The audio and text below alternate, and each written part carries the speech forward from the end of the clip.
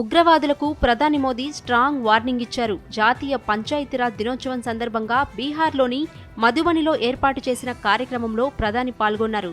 కలలో కూడా ఊహించని విధంగా ఉగ్రవాదులను శిక్షిస్తామని ప్రధాని మోదీ చెప్పారు. ఉగ్రవాదాన్ని మట్టిలో కలిపే సమయం ఆసన్నమైందన్నారు. పర్యాటకులపై జరిగిన దాడి కాదు, భారత్పై జరిగిన దాడిగా ఆయన అభివర్ణించారు. ఉగ్రవాదులతో పాటు వారికి మద్దతిచ్చే వారిని కూడా గుర్తించి శిక్షిస్తామని ప్రధాని తెలిపారు. భూమి చివరి వరకు వెంబడిస్తామని ప్రధాని మోదీ హెచ్చరించారు.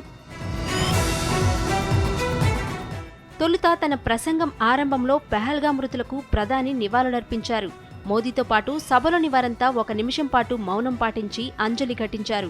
అనంతరం దాడి గురించి ప్రధాని స్పందించారు. ఈ కష్ట సమయంలో బాధిత కుటుంబాలకు యావత్ దేశం అండగా ఉంది. క్షతగాత్రులను ఆదుకునేందుకు ప్రభుత్వం అన్ని ప్రయత్నాలు చేస్తోంది. ఈ ఉగ్రదాడి కారణంగా ఓ తల్లి కుమారుడిని కోల్పోయింది. ఓ సోదరికి జీవిత భాగస్వామి దూరమయ్యాడు. కార్గిల్ నుంచి కన్యాకుమారి వరకు ప్రతి ఒక్కరిలోనూ బాధ, ఆగ్రహం ఉన్నాయి. ఇది కేవలం పర్యాటకులకు జరిగిన దాడి మాత్రమే కాదు, భారత ఆత్మపై దాడి చేసేందుకు శత్రువులు చేసిన సాహసమని మోదీ అన్నారు. పెహల్గాం ఉగ్రదాడి వెనుక ఉన్నవారు, కుట్రలో భాగమైన వారికి ఊహకందని రీతిలో శిక్ష విధిస్తాం. ప్రతి ఉగ్రవాదిని గుర్తించి ట్రాక్ చేసి శిక్షిస్తామని యావత్ భారతీయులకు హామీ ఇస్తున్నా. బాధితులకు న్యాయం చేసేందుకు అన్ని ప్రయత్నాలు చేస్తాం. ఈ విపత్కర పరిస్థితిని ఎదుర్కొనేందుకు దేశం మొత్తం దృఢ సంకల్పంతో ఉంది. ఉగ్రవాదుల స్వర్గధామాన్ని నిర్వీర్యం చేసేందుకు సమయం ఆసన్నమైంది.